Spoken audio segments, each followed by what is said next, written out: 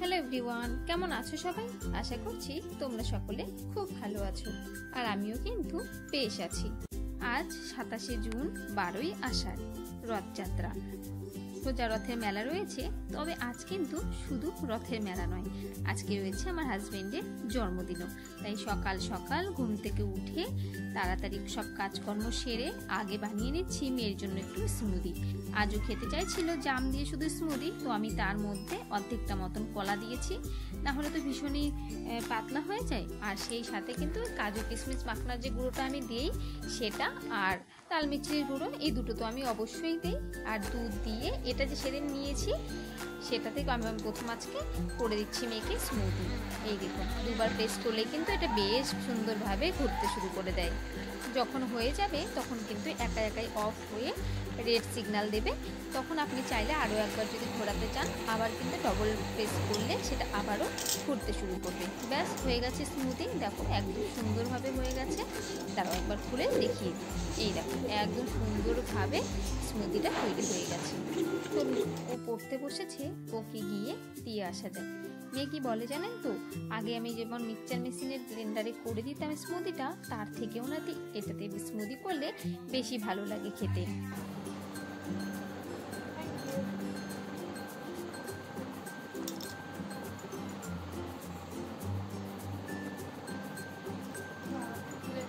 বুঝছে?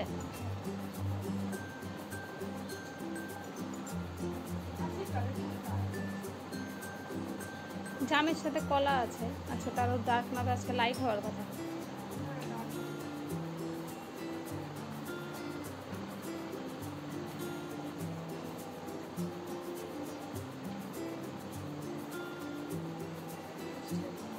মিষ্টি মিষ্টি কমই খায়।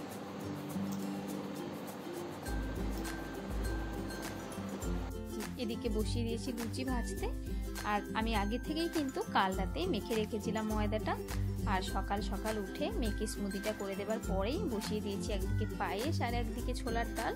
সেগুলো কিন্তু হয়ে গেছে। আর এদিকে এখন ভাজছি লুচি, কারণ ওই সন্ধেবেলা হাজব্যান্ডের একটা অন্য প্রোগ্রাম রয়েছে, আর যেহেতু রথ সে কারণে, তো সেই জন্য কিন্তু আজকে সকাল সকালে একটু ওকে খাবার এগুলো দিয়ে দেবো। ডাল আপনাদেরকেও একবার দেখিয়ে দিই, পায়েসটা আর ছোলার ডালটা। ফুলকো ফুলকো লুচি, সাথে করেছি গরম গরম সেমইয়ের পায়েস, আর সেই সাথে কিন্তু এই যে ছোলার ডাল। অবশ্য প্রত্যেক বছর হাজব্যান্ডের জন্মদিনের এসব খাবার দাবারের ব্যবস্থা আমি সকাল সকালেই করি, কারণ ও আবার সন্ধেবেলায় এসব খাবার একদমই খায় না।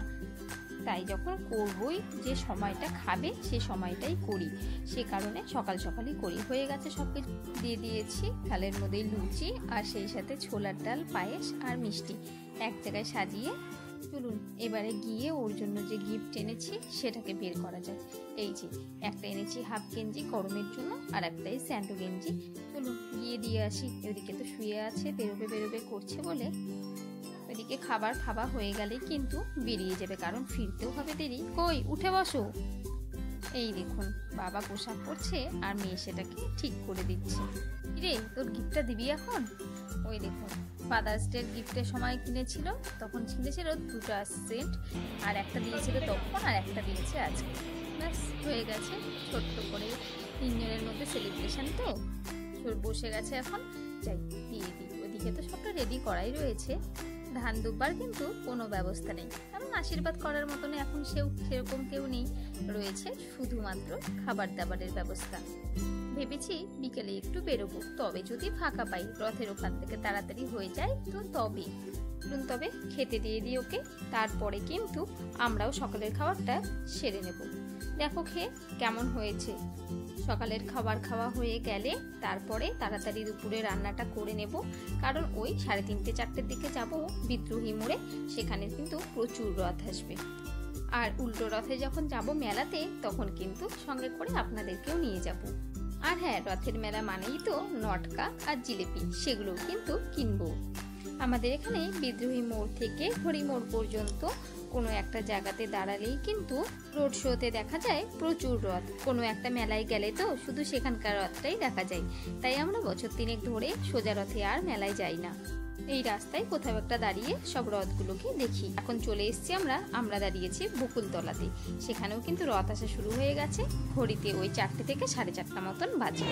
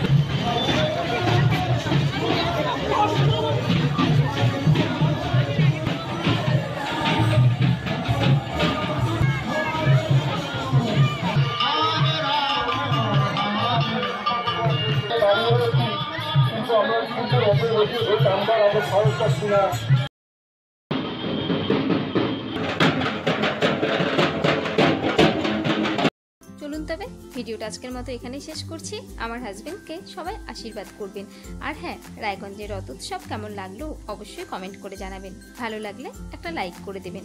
ভিডিওটা আজকের মতো এখানেই শেষ করছি। সবাই ভালো থাকবেন, সুস্থ থাকবেন, সাবধানে থাকবেন।